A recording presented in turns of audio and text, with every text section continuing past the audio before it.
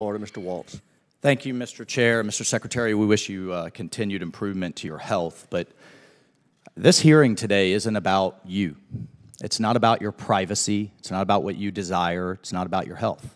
This is about the chain of command and civilian oversight of the most powerful military in the world that's charged with keeping the American people safe. So I want to be sure that as the American people watch this, we have a couple of things clear. According to your report, it says, given the inability to provide timely communication to the Secretary while in critical care, the Secretary's military assistants agreed that the transfer authorities to the Deputy Secretary was necessary. Mr. Secretary, on January 2nd, at that time, when they made that decision, were you conscious?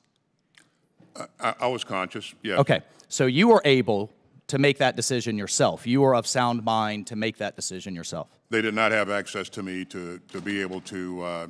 So there was then a disconnect for your ability to command the military through secure communications because they couldn't access to you, and correct? It was determined that, and they were advised by the doctors that they wouldn't be able to access or gain access to me, and so that's the tripwire to transfer authorities, and they followed a procedure. But let's talk about whether there was a break, because you've testified under oath there was no gap. Did the President of the United States, the Commander-in-Chief, know on the 1st of January you were going to the hospital in an ambulance? He did not. Did he know on the 2nd of January that you had been admitted to critical care in the ICU? He did not. The Commander-in-Chief, elected by the American people, civilian oversight of the military, didn't know on January 1st, didn't know on January 2nd. January 3rd comes around. Did the President know? He did not. Yes or no? He did not. Yeah. How long does it take? I mean, we could go through a number of scenarios. How long does it take a hypersonic missile as a first strike weapon to hit the United States? 15, 30 minutes, max? Well, you know, ICBM, I mean, it's commonly out there. ICBM from North Korea, 30 minutes, make a decision. So we've been clear that the notification was not adequate, but the transfer of authorities, right? When is it? But the President of the United States, as the Commander-in-Chief, doesn't know for 3 days his Secretary of Defense is incapacitated and in critical care. Correct? In critical care, not incapacitated. And the President of the United States doesn't know that his Secretary of Defense can't access secure comms, correct? He doesn't know.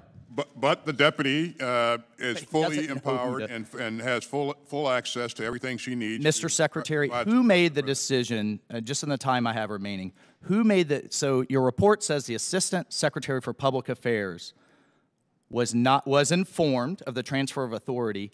Who made the decision for that individual to not inform the American people? I can't answer that. Again, did he make that decision? Did I make that decision? No. Did the Assistant Secretary for Public Affairs make the decision? I can't. You just had a 30-day review. You don't know who made the decision to not tell the American people? I know that he was aware on the 2nd. I don't know what decision-making processes that. To inform the public, you don't know today.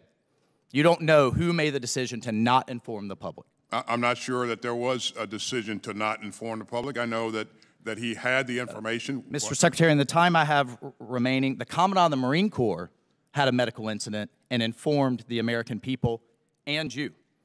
And here's what's missing here. This is not about process. You made this about process. This is about judgment and poor judgment. My teenage daughter knows to tell her supervisor if she's not going to work. The American people, truck drivers, bartenders, know they have to tell their boss or they get fired. But you've held yourself to a different standard, and that's unacceptable, Mr. Gentleman's time has expired.